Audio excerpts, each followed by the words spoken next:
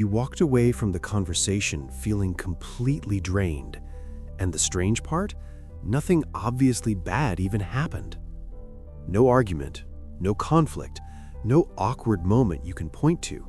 Just a normal interaction, and yet your body feels like it ran a marathon no one else could see. If that sounds familiar, stay with me. Because what's happening underneath that exhaustion isn't about being too sensitive or too emotional. It's your nervous system running a hidden survival program. One it learned so long ago you probably don't even remember when it started. Here's something worth noticing about yourself. Think about who you are around different people in your life. Around one person, you're careful and measured. Around someone else, you become more agreeable than you actually feel. In another situation, you're extra supportive, extra patient, absorbing the mood of the room like a sponge. And in the moment, it doesn't feel wrong. It actually feels like a strength. You read people well. You keep things smooth. You're the one who makes everyone feel comfortable. But here's what's really happening beneath the surface. Your nervous system learned, probably very early in life, that the safest way to navigate tension wasn't to fight it or walk away from it. The safest strategy was to become whatever the environment needed in order to stay calm. Psychologists sometimes call this the Fawn response, a survival pattern where belonging becomes tied to adaptation. Instead of your nervous system asking, "What do I need right now?" it asks, "What does this situation need from me?" And it answers that question in milliseconds, long before your conscious mind is even involved. The result is what many highly sensitive people describe as a chameleon effect, an almost automatic shifting of your personality, your tone, your opinions, and even your body language depending on who you're with. And here's the part that makes it so hard to catch. It doesn't feel like pretending. It feels like being socially intelligent, like empathy, like kindness. But the body knows the difference. Deep inside the brain, a structure called the amygdala is running continuously in the background, scanning every interaction for subtle emotional signals, a slight shift in someone's tone, a pause that lasted just a half second too long, the way someone's expression changed when you said something. For most nervous systems, the majority of these signals get filtered out, but for a highly sensitive nervous system, almost none of them do. The brain registers them all and treats each one as potentially meaningful data about whether you are safe, whether you belong, whether the connection is stable. And the moment it detects the slightest hint of tension or disapproval, it activates the Fawn response. Soften your voice, agree a little more, offer reassurance, fill the silence, fix the moment before it grows into something uncomfortable. This happens so quickly and so automatically that by the time you're consciously aware of it, if you ever become aware of it at all, the adaptation has already happened. And this is why so many highly sensitive people are genuinely exceptional at reading people. They've developed an almost radar-like ability to sense what others need. They become the listener, the mediator, the supportive friend, the person everyone turns to when something's wrong. But there is a cost to that skill that nobody talks about. Every single interaction becomes a quiet performance. Not a performance for an audience, but a performance for your own nervous system's sense of safety. The body is working constantly in the background, monitoring, adjusting, predicting, regulating, not just participating in the conversation, but managing it. And when you do that for long enough, not just in one conversation, but across months and years of interactions, a very specific kind of exhaustion accumulates. Not just tiredness, not just introvert drain, something deeper, something the body carries even after the conversation is long over. Most people who experience this describe it as overthinking. They assume their mind just runs too fast, analyzes too much, needs to slow down. But that framing misses what's really happening, and getting it wrong means every solution you try will also miss the point. What's actually happening isn't thinking, it's scanning. Your nervous system isn't just processing words during a conversation, it's simultaneously tracking the emotional temperature of the entire room.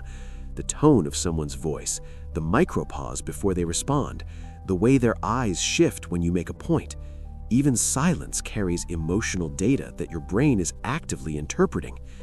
And the moment any of that data registers as potentially uncertain, not threatening, just uncertain, your brain activates a predictive loop. If I say this, how might they respond? If the mood shifts, what can I do to stabilize it? If I disagree here, will the connection feel different afterwards? This is your brain's mirror neuron system working in overdrive, the same neural circuitry that allows you to feel what others feel, now running so sensitively that it's picking up emotional signals other people don't even realize they're broadcasting. And here's what makes it exhausting. These predictions aren't happening one at a time. The brain is running multiple simulations simultaneously, adjusting your behavior in real time based on what each simulation suggests might keep the interaction safe. You soften your tone slightly. You choose a safer word. You explain a little more than necessary so there's no room for misinterpretation.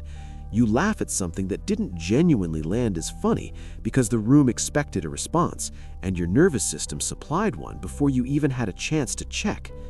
None of this feels dramatic. It just feels like being socially aware.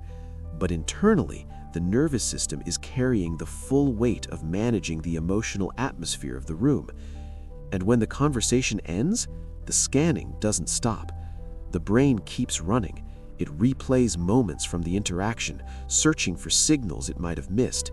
A neutral expression suddenly feels like it might have been disappointment. A short reply gets reanalyzed as possible emotional distance. A moment of silence that felt fine at the time now feels suspicious in the replay. This is what people call overthinking. But what's actually happening is the nervous system trying to confirm after the fact that the environment remained safe.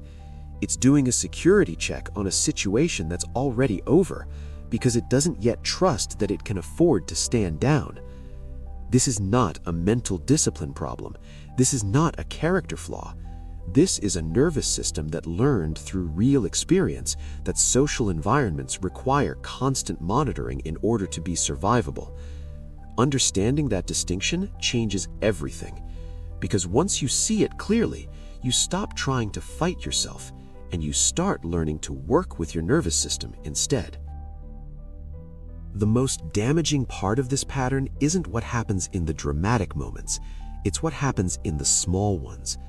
The tiny decisions that occur in seconds, so quickly and so quietly that the mind barely registers them as decisions at all. Someone asks what you want to do, and before you've even checked in with yourself, you've already said, whatever you prefer.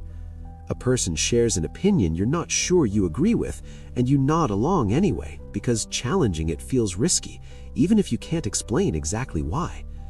A conversation becomes slightly tense, and you instinctively move to smooth it, adding a joke, offering reassurance, over-explaining something that didn't need explaining, just to neutralize the discomfort before it grows. Each of these moments seems harmless on its own. Individually, they look like kindness, flexibility, emotional maturity. And because highly sensitive people are often genuinely praised for being easy to talk to and incredibly supportive, the pattern gets reinforced as a positive trait rather than identified as a nervous system response. But here's what's really happening underneath. Every one of those tiny moments is a small act of self-abandonment. Your nervous system sensed a ripple and overrode your authentic response in favor of keeping the interaction smooth. A preference went unspoken, a boundary stayed invisible, an honest reaction got replaced with a managed one, and the body keeps track of every single one of them. This is why so many highly sensitive people describe a strange, almost confusing experience after social interactions. During the conversation, everything appeared fine. You were warm, engaged, easy to talk to. But once you're alone, something shifts. The body feels heavy. The mind starts replaying the conversation, not because anything went wrong, but because the nervous system knows that something inside you was repeatedly suppressed in order to keep things comfortable. Sometimes what follows isn't even sadness. It's a quiet, directionless frustration. Not anger at the other person, just a vague sense that you weren't fully there, that the version of you in that conversation was a carefully managed performance rather than an authentic presence. Over time, as this pattern repeats week after week and month after month, something gradual begins to happen. Social interactions start feeling heavier than they should, even with people you love and genuinely enjoy. The thought of certain conversations begins generating a low-grade sense of dread that you can't quite explain. The mind replays interactions more and more, searching for confirmation that everything balanced out correctly. And the exhaustion deepens, not because you're weak and not because sensitivity itself is a burden, but because the nervous system has been running a full-time safety operation in every interaction, and you've been doing it alone, largely without realizing it. If you have made it to this point in the video, something in this resonated with you deeply enough to stay, and I want you to know that is not a small thing. Most people spend years, sometimes their entire lives, carrying these patterns without ever having a name for them. You now have the name. You now understand the mechanism, and that changes everything. But understanding is only the first step, because knowing why your nervous system does this is not the same as knowing how to work with it in real time, in the middle of an actual conversation, when the fawn response has already activated and your body is already moving toward adaptation before your mind has caught up. That is exactly what the next video is about. In part 2, we go through each of the 5 steps of the 5N reset in real depth, not as a theory, but as a lived practice. I will show you exactly what each step looks, feels, and sounds like inside a real social situation. The moments that feel hardest, the moments where the old pattern fights back, and exactly what to do when it does. If you want to be notified the moment that video goes live, subscribe and hit the bell, because if this video described your experience, the next one is going to change how you move through it. And before you go, leave a comment below with just one word that describes how you felt watching this video, because a lot of people are going to read those comments and feel, maybe for the first time, that they are not the only one who has been living this way. You are not too much. You are not broken. You are overwired. And now, finally, you understand why. I will see you in the next one.